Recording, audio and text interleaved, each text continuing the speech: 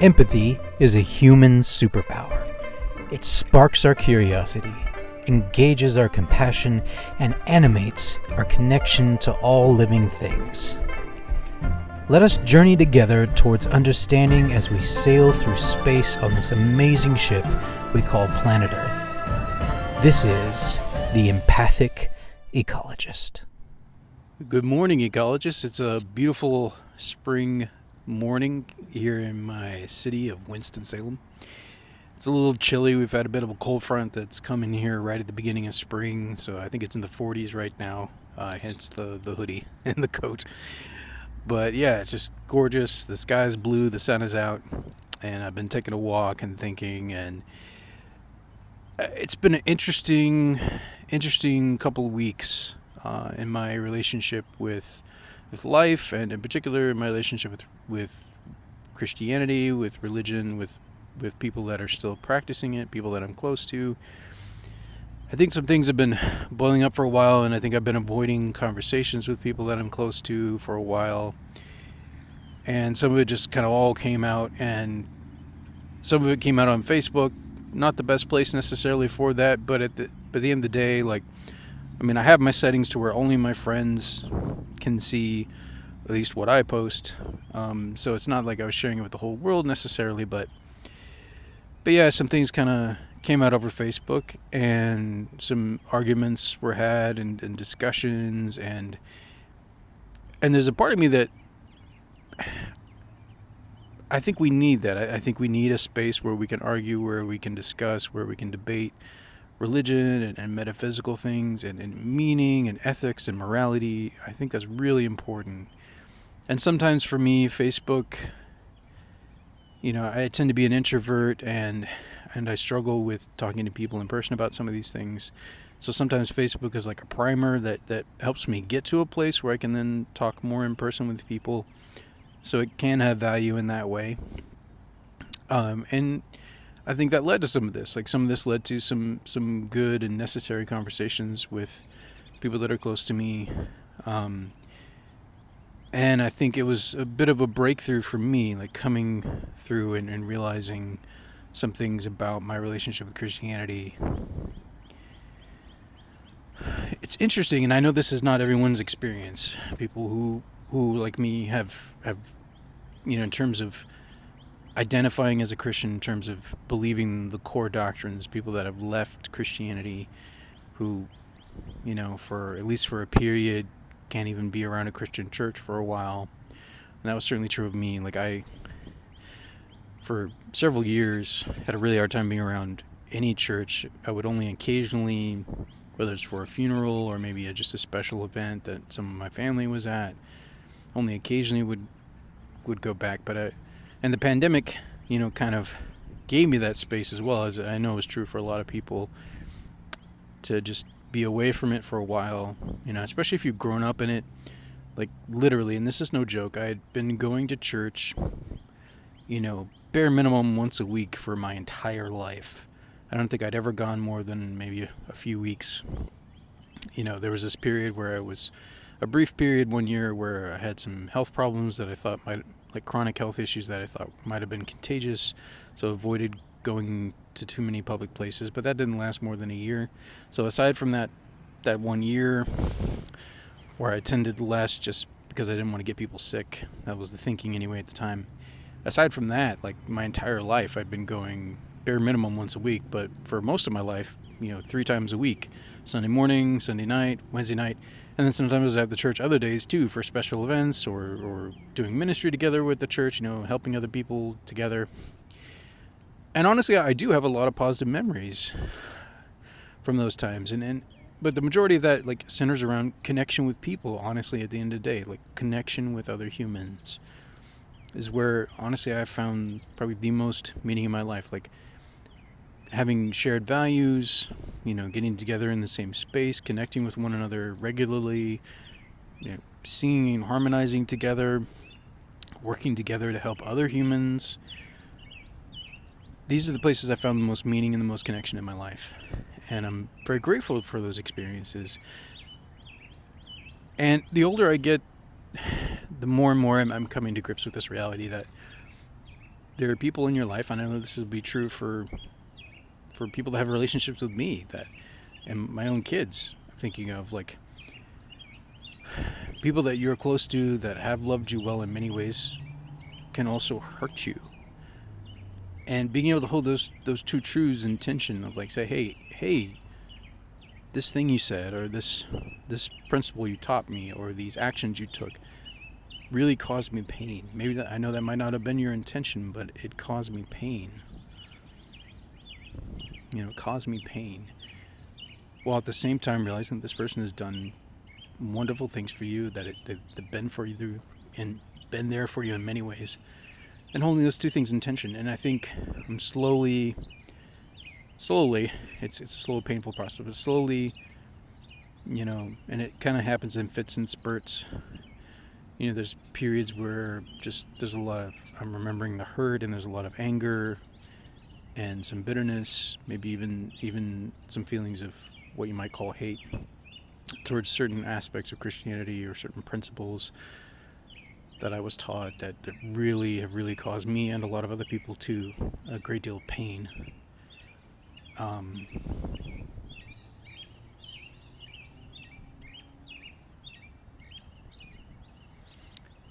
It's hard. So there's being able to hold intention, as I was talking about. That you can be in a relationship with someone who has done many good things for you, that you have a lot of positive memories, and yet still acknowledge that they've done and said things that caused you pain. And what I've found is that the people, not all of them, there are some people I legit have had to cut off, and thankfully none of them I was super close to anyway, so it hasn't been that painful. And there are seasons where even some people I have been close to where I've had to take some time to not talk to them. But overall, like the people I was close to, they have valued our relationship at the end of the day. And again, I know there may be motivations in there of like wanting to save me or hoping that'll come back to Jesus, things like that. I know that's in there because it was for me, and it would have been for me back when I was still a Christian. But also just we've had enough of a connection, and I know they genuinely care about me. They have not cut off relationship with me. Now maybe some of that is that I treated them well in a lot of ways through the years, and they're remembering that too. I can't speak for them, but and I know certainly this is not everyone's experience. Like I've heard of quite a few people who have left Christianity, particularly those that are in more insular groups than I was even, that have been shunned, who have lost relationships, who have gone through divorces as a result. And it's sad. I have been fortunate enough not to experience that. And I've found, honestly, that a lot of people are able to have a hard conversation, even an argument, sometimes even in a heated argument, and yet come through on the other side and still maintain relationship, still be able to talk. And that's pretty cool, actually, that I've experienced that. And again, there have been some people where I've had to have some distance from time, and even from church itself, I've needed distance and time. Only recently I've been able to start visiting Christian churches again, and being involved in activities like, my wife and I have tried. Myself, I've been going to a Unitarian Universalist church for the past year, trying to get more connected with that community just for myself. And my wife has continued going to the Christian church that she's been a part of since she was a teenager. That's a community that she values, that has cared well for her and for me, honestly. Like, I still hang out with a lot of those people, but the church itself, like I needed space away from conservative Christianity, from Orthodox Christianity for a while. But I'm slowly getting to the point where I can be there and just be who I am and be where I'm at in relation to Christianity and my personal beliefs about it, and yet still interact with people and still be in a shared space with them, even within a religious context, and not feel so triggered that I have to like run out of the building. and be able to have conversations with those people. So I'm getting there, and it's taking time, but also just in relationship to just me more personally and with Christianity, can I sit with it and be like, hey, yes, I don't believe some of the core doctrines anymore. I don't think Jesus is literally Yahweh in the flesh. I don't think Yahweh ever, like, that person, that being, like, as a discrete being, as an actual literal being, I don't think he ever existed. I think that was a human conception of God and of the divine. I think the same is true for every deity from every religion. Like, we pick a name, we give them characteristics. Some of them may be things that we have noticed about the world and the way it works and our interactions with it. But at the end of the day, we choose names. We've made those names up. I don't think the real God revealed to Moses through the burning bush his name. No, I think the author of that story, wherever it started, whether it started in oral tradition or that was the first time, I don't know. At some point, somebody made that name up, and it caught on, and it was passed down, and people were, at some point, began being taught that God himself revealed it. I don't think that's true. So core things like that. I don't think Jesus literally died on the cross and rose again from the grave. I don't think that happened. I think that's a, what do you call, mythologized history. If indeed there was a real prophet, a real person who styled himself a prophet, who taught and had followers in the first century in Israel, which is possible. It's definitely possible, historically speaking. There were a lot of guys named Jesus, which basically was the name. It's a transliteration of the Greek Iesus, which is a translation of the Hebrew Yeshua, which we would transliterate into English as Joshua, right? Is a common name, Joshua.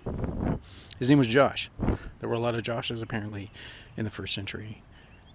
So the probability, there were also not only a lot of prophets, but a good number of people who were styling themselves as messiahs who, I don't know if it's just they believed or wanted that so much that they themselves were trying to, or if they were cult leaders like we have today who were trying to take advantage of that. And it's probably all the above, just complicated stuff, right?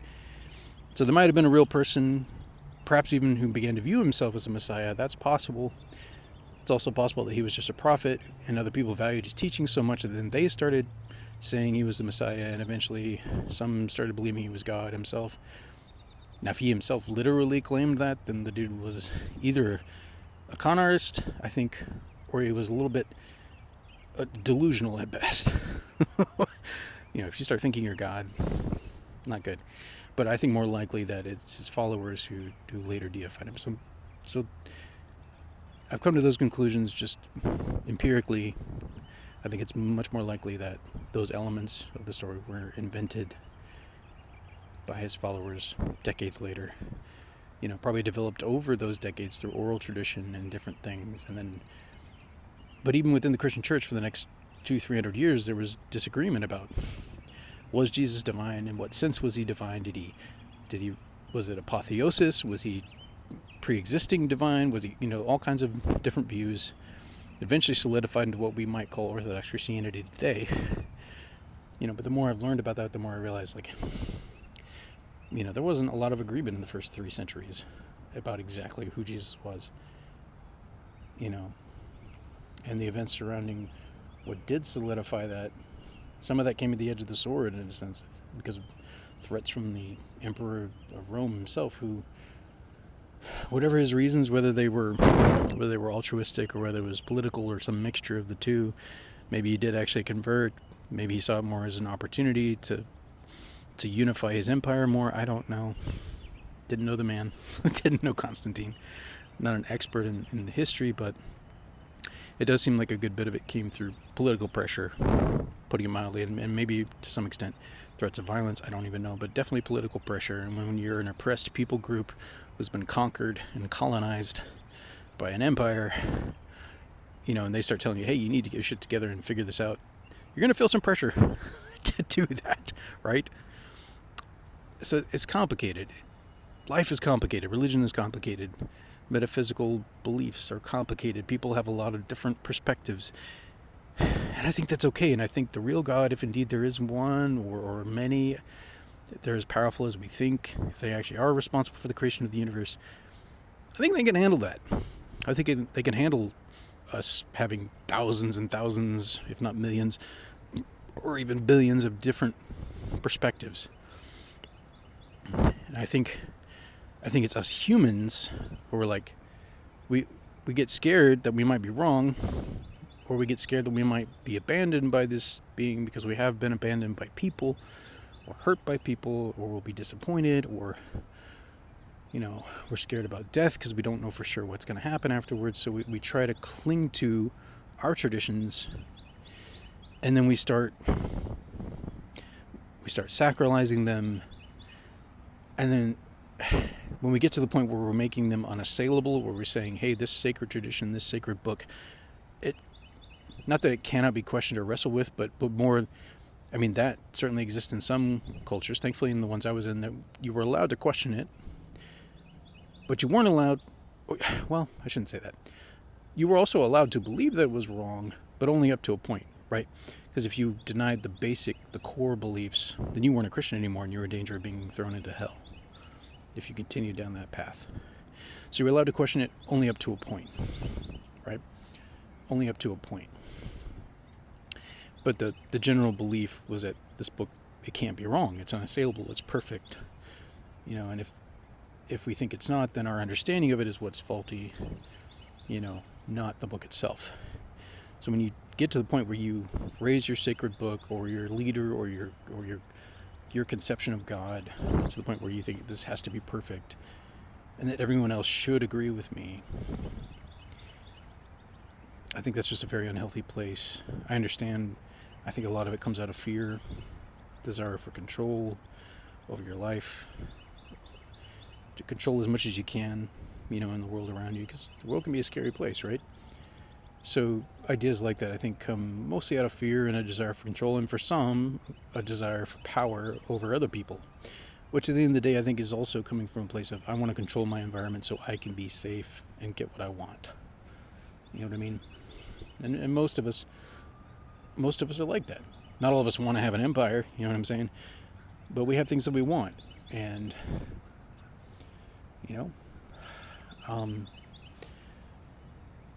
so it can kind of coming through for myself. Can I be in a space where can I just allow myself to be where I'm at with Christianity? It's like I don't think the core doctrines of Orthodox Christianity are true. I don't. And my reasons for that are more historical. I've looked at it from many different angles. Just historically, I've examined the behavior of that being psychologically. Is like, what's the probability that the real God actually acts and thinks just like one of us, except with superpowers? Like, what's more likely, that the real God or gods behave like this, or that this is just human conceptions where we've projected our own thoughts and opinions and psychology onto the divine? I think the latter is more likely. And the more I've studied other religions, particularly religions that were, I don't even know if religions is the right word, but like metaphysical beliefs, beliefs about God or the gods, the more I've studied those ideas, particularly those that were contemporary to the Bible and to Christianity, to Judaism, to Christianity, the more I've realized, I've seen those patterns. I'm like, yeah, that's much more likely that this is, I don't know if flawed is even the right word, but these are human conceptions of the divine, and they don't have to be perfect. Why do we insist that they have to be perfect? And again, I get it. Particularly if your religion is offering escape from death, like the possibility of eternal life, would you want that book to be trustworthy? Fuck yeah. Excuse my French, but I don't know why I call that French, but yeah, absolutely. You want it to be trustworthy, right? But when you make it unassailable, though, and it's a book written by humans, especially when it's written by several dozen humans and edited by who knows how many others, it's going to have flaws. It's not going to hold up to that scrutiny. If you really dig into it objectively, it's not going to hold up. You can try to make it hold up, try to force it into that mold, And I think a sign that you realize that it's not really true is like the angrier you get when someone pokes holes in it, in your logic, probably the tighter you're holding on to that. And I think a lot of that is out of fear, and that can be true about any principle. But yeah. So say all that to say, I'm trying to get in this space where I can like discuss these things with Christians, just allow myself to just be where I'm at with it, to be like, hey, this is where I'm at with this. I don't think these parts are true, but but they still have, this book still has value. It has principles that I continue to practice and think and have taken with me, and it's okay for me to modify those. This emphasis, and I've seen it in other places too. I've seen it in modern Japanese Buddhism, for instance. This emphasis on you gotta have right doctrine, right belief, right practice, right belief. You gotta always do the right thing, believe the right thing. My realm of Christianity, Independent Fundamental Baptist, like the strongest emphasis was on believing the right thing. Obviously, the gospel itself, if you don't believe the right gospel, the right things about Jesus, you're going to go to hell. Right? If you don't trust the right Jesus or believe in the right Jesus, the right version of Jesus, the right, you're going to go to hell. If you don't get it right. Not that they thought you had to, they didn't teach you how to understand everything about the Bible perfectly. That was not the case. But there were certain points at which, if you didn't believe it correctly, didn't believe the right thing, then you're going to hell. But even once you're in, like you've been born again, once you're in, believing the wrong things will damage your relationship with Jesus. It's kind of like, it's so complicated.